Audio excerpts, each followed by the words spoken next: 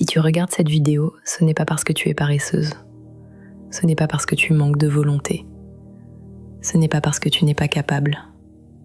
C'est parce que tu es fatiguée. Fatiguée de te promettre des choses que tu n'arrives pas à tenir. Fatiguée de remettre à demain ce qui compte vraiment pour toi.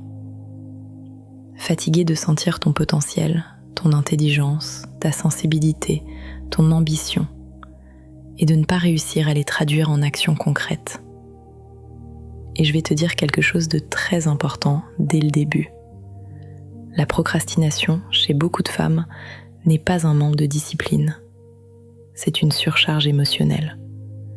C'est un système nerveux saturé. C'est une pression intérieure constante. C'est une fatigue invisible. Et tant que tu essaieras de te battre contre ça avec de la violence, des injonctions ou de la culpabilité, tu continueras à repousser. Cette vidéo n'est pas là pour te forcer. Elle est là pour t'aider à recommencer à agir sans te trahir, à avancer sans t'écraser, à te remettre en mouvement sans te casser. Je vais te partager 6 astuces. Pas des théories, pas des slogans. Des pratiques concrètes, réalistes, pensées pour les femmes sensibles, lucides, intelligentes, mais épuisées. Et si tu écoutes vraiment, pas seulement avec ta tête, mais avec ton corps, il y a de grandes chances que tu ressortes de cette vidéo avec moins de pression et plus d'élan. Astuce numéro 1. Arrête d'attendre d'aller bien pour commencer. Commence là où tu es. Beaucoup de femmes procrastinent parce qu'elles attendent un état intérieur idéal. Elles attendent d'être motivées, d'être reposées, d'être inspirées, d'avoir l'esprit clair. Et ce moment n'arrive presque jamais. Pas parce qu'elles font mal les choses, mais parce que la vie moderne ne laisse que très peu de place à cet état parfait. La première astuce douce, mais radicale, c'est d'arrêter de conditionner l'action à ton état émotionnel. Tu n'as pas besoin d'aller bien pour commencer. Tu as juste besoin de commencer petit, très petit, ridiculement petit. Tellement petit que ton cerveau ne peut même pas résister. Faire 5 minutes, ouvrir un document, ranger une seule surface, écrire une phrase, mettre une tenue confortable et sortir marcher 5 minutes, pas plus. Et surtout, ne pas te dire « ce n'est pas assez ». Parce que ce « pas assez » est précisément ce qui t'empêche d'agir. Les femmes qui avancent doucement mais sûrement ont compris quelque chose de fondamental. L'action ne vient pas après l'énergie. L'énergie vient après l'action. Le mouvement précède la motivation. Toujours. Astuce numéro 2. Crée un rituel d'entrée en action, pas une to-do list interminable. La plupart des femmes ne procrastinent pas parce qu'elles ne savent pas quoi faire. Elles procrastinent parce que la simple idée de commencer leur donne l'impression d'entrer dans un tunnel sans fin.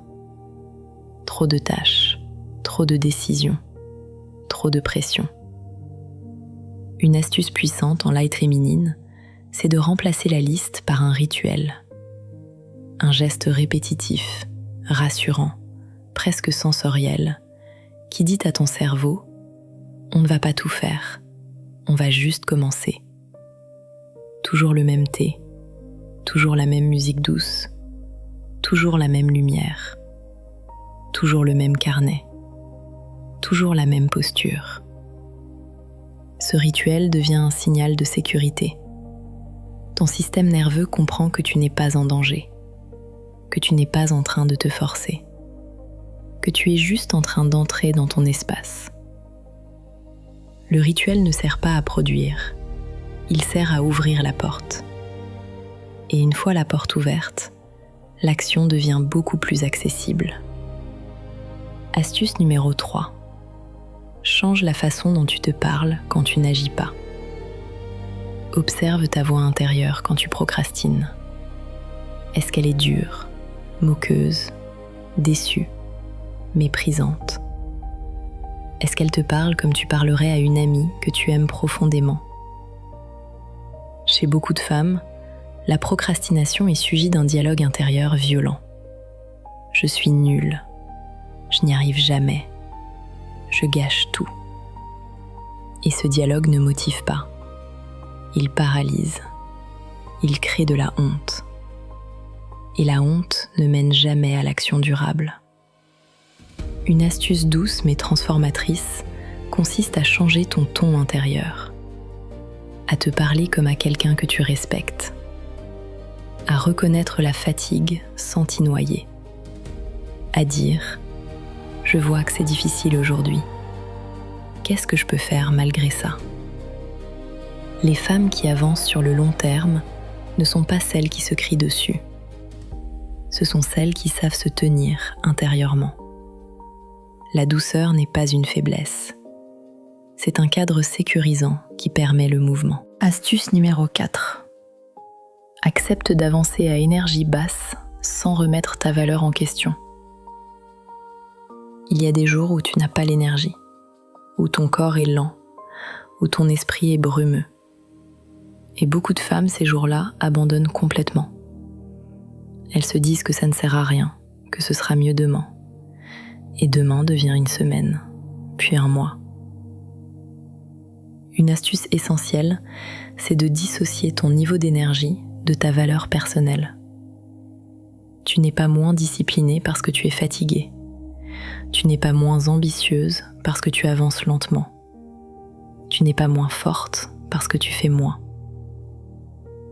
Avancer à 20%, c'est toujours avancer. Et surtout, c'est maintenir un lien avec toi-même. Les femmes qui arrêtent de procrastiner sur le long terme sont celles qui restent en mouvement, même minimal, même imparfait, même lent. La constance douce est bien plus puissante que les élans violents suivis de longues périodes d'arrêt. Astuce numéro 5. Redéfinis ce que faire assez veut dire pour toi.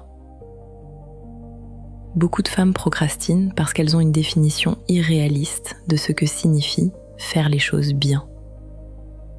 Elles veulent tout faire parfaitement, complètement, intensément. Et cette exigence devient un mur.